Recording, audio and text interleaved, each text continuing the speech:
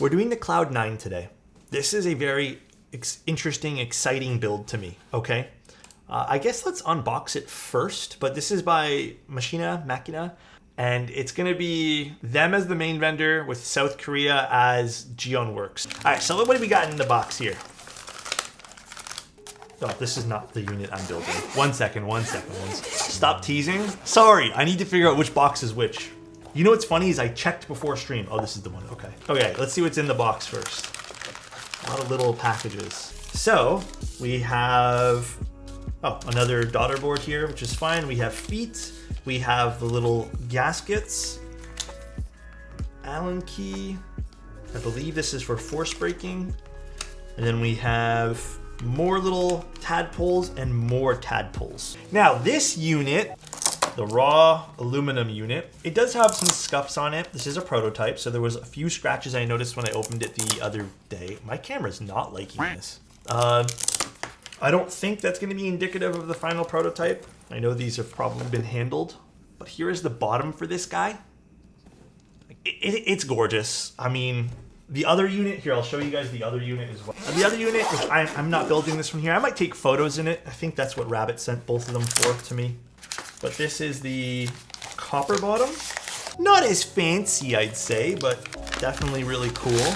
And this color is insane. This is a beautiful color. It is super soft looking. This one's gorgeous. I think this is my personal favorite out of the two, but I'll be building this one here just because, I don't know, I rarely get to build raw aluminum units. This is also extremely heavy. They're extremely heavy boards, right? Both are interesting. I don't know which one you guys would prefer at the end of the day, but both are really interesting boards. I think this unit's really pretty though. I mean, it's the raw aluminum, and then you got this gorgeous pattern on the bottom. Stunning. All right, let's quickly go over some keyboard stats here. It's gonna be a 7-degree typing angle, 18mm front height, absolutely amazing, we love that. It's using tadpoles, it's gonna have 4 different hardnesses. I don't remember which each color is, but Rabbit did send me that information, which we'll look afterwards. It's a screwless exterior design. Now, this is what I actually really like about this particular board, because if you look at it, the screws are actually hidden underneath the feet. It's not screwless, hidden screw where they put the annoying parts right over here and then you gotta like fish in with your screwdriver and potentially scratch up the case. This is gonna be a little bit more thoughtful. I like when people do the screws inside where the feet would go rather than on the top. I hate it. This is just easier to disassemble. This is the full stainless bottom, and then there's also the full copper bottom. You guys saw both. There's internal weights, which you guys saw as well. Price point wise, we're looking at the anode top case plus full brass bottom, which is clear coated, for $399. Then the anode top case plus full copper bottom for $439. And then this is gonna be the more expensive option. This will be $529. Now again, price point's a little high. It's a 2-piece shell, but then you also have 4 weights inside.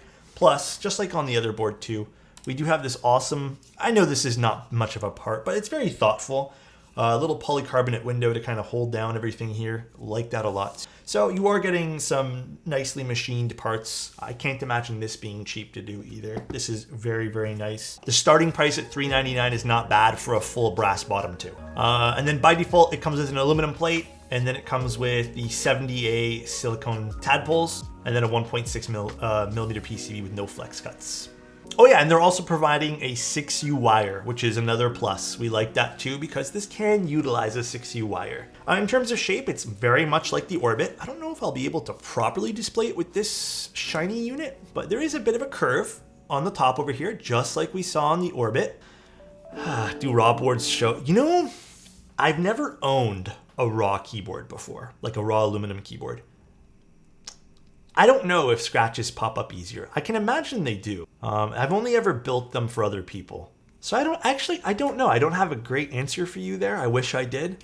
Hey Alex, how do you keep up with all the new keyboard stuff? I got some heavy FOMO and I want to fix it. I think this is a great topic because you know how I keep up with the keyboard stuff? I'll browse Sparringly Geek Hack. I'll look at what some of the discords of my favorite designers are doing. I'll talk to some people about designs that are upcoming. But dude, the problem is for a lot of us anyways, it's almost impossible to buy everything. So what I've started to do is I've started to kind of resort back to a feeling that I had when I was a kid. When we were kids, at least me and my group of friends at the time, I didn't have a lot of money, so my parents would buy me the odd pack of Pokemon cards or Yu-Gi-Oh cards. Gonna be honest, 99% of the stuff I owned was printed from a printer, and I would stick it in a thing so I can play with my friends, especially Yu-Gi-Oh. But the one thing I always remember about being younger was I would look at some of the stuff friends had and just all the cool things that they had, and I was just able to appreciate it, and I felt really happy for my friends. Growing up, it kind of switched where I noticed I saw other people have things and I would feel jealous. And I'm not sure if that is a natural thing that happens with everyone, but I feel like it also is a pointing cause of just having a lot of social media and exposure to social platforms. Because you tend to compare. You want your life to be cool to show off to your friends too. And not too long ago, I was like, I need to stop feeling jealous. I need to stop feeling this because this is hurting me. Like, it's hurting my mental health. It's hurting my physical health too, because like when you start feeling jealous, you start being lazy and all this other stuff. At least I was. And I figured, well, how do I go back to that point in time of me feeling happy for everyone else? And then I realized I just need to start being happy for everyone else and not making myself feel bad. So when I started becoming happy for what other people had, like when I was able to appreciate that I didn't own something and someone else did and they were really happy about it and I was able to find joy in their joy, it just clicked, bro. It was like, oh, this is what community is. Hence what the stuff we do here, right? For me, isolating myself, feeling jealous and all this other stuff was not an option. So that's my answer, my long answer to that. It's being able to find happiness with someone else, with your friends, right? Being happy for the homies, give them kisses and hugs before bed. Don't be jealous. Yeah, exactly. Yo, wait a second. This is so niche, by the way. They don't have the little metal coverings on them, so they're not gonna destroy your desk pads and stuff. So does that mean these are J-Wicks. These are not Kale. These are J-Wick hot swap sockets. Such a small niche thing. By the way, for cherry clip-in stabs, do you need to physically clip any of the parts of them? Yeah, you do. I used cherry clip-ins for today's build. The stem portion, there's like feet underneath the stem. You still have to clip. I would still recommend doing that. All right, PCB assembly done. Let's open this guy up. All right. Here's the inside here, and now we're just gonna also unscrew these. So these are done with Phillips screws. I'm not super upset that these are done with Phillips, but I would like it to be like all these are done with Phillips. Like I don't foresee people taking these out, but I think I would like to see these done with hex, just a nicer screw. I'll see if that's in their notes. Let me double check. I got sent a long list of notes that I read, but I don't remember everything off the top of my head. So the only thing I got told was the spacing underneath will be different a little bit to compensate better for an EC bar wire. Tadpoles have been relocated for both 6U and 7U, so it looks like they're going to be relocating this to over here as an FYI for the final variation to compensate for 7U space bars. Some minor things for internal weights for finishing will be finished, but that's it. I don't have anything for the screws. You know, also from a build perspective too, it's just a little easier having one screw head for everything rather than having to separate and have two different screw heads, if that makes sense. Philip getting sussy. I love the hidden screws being under the feet instead of the ones behind the keycaps. I cannot stress enough on how much I prefer that Himmel. Robbie did such a good job with every little detail on this board. Yeah.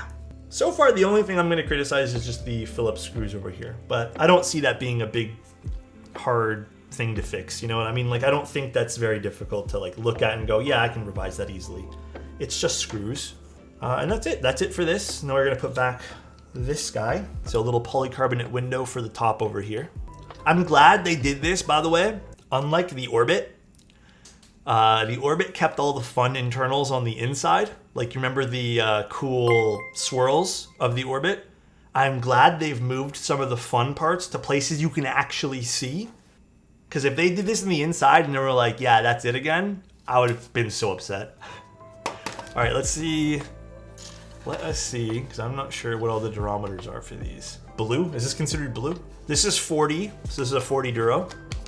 This is yellow, so this is 70, 50, and then we have 80. All right, let's do these little stab pad, or I guess not stab pads, but the little pads here.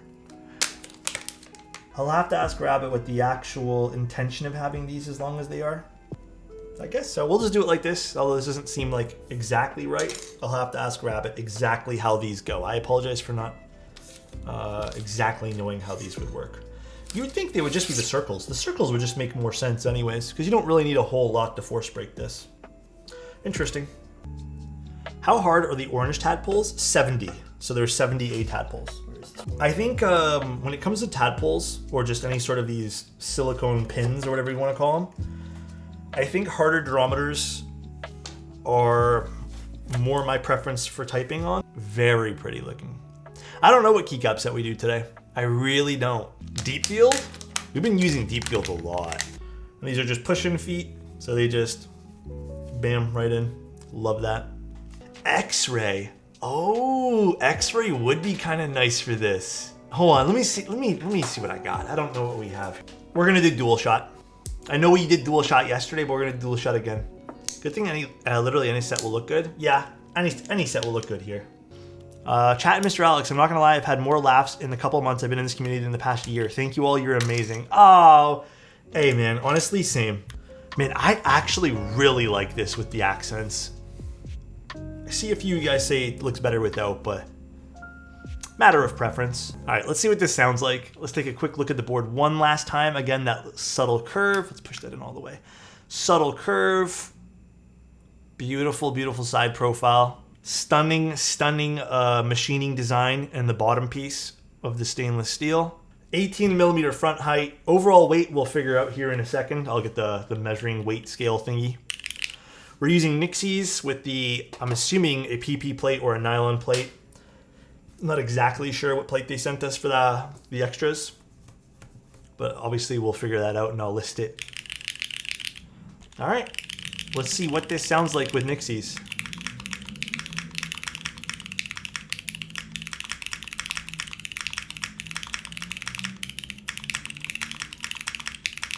I mean, it sounds good. I mean, like, I had an expectation this was going to sound like the Orbit, and I really liked the Orbit.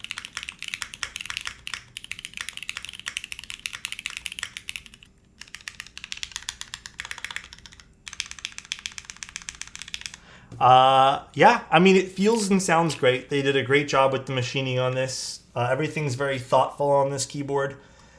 Minor thing being the Phillips screws in the internals, but this is not a far cry away from the Orbit. So they've obviously taken what they've learned in the Orbit and just moved it into a different form factor. It's very clear. They've listened to some of the feedback, being, I believe the original one mounting points weren't 100% on it either, but they're now moving the mounting points on this particular unit. And then we also have the nicer design on the unit being on the external versus the internal like the old one. They did a great job here. If you're into attractive side profiles, I think you'll be into the attractive curve here. It's very subtle, but it's what made me really like the Orbit personally. So this is kilograms. 2.5 kilos and about 6 pounds. That was about right. Almost 6 pounds and 2.54 whatever it was kilos. So this is the aluminum plate. Purple Dawn switches. And then a GMK Cloudnine. No foam or anything. Let's see what this sounds like on the Cloudnine. Also, we're using the stainless steel raw bottom and the beige top.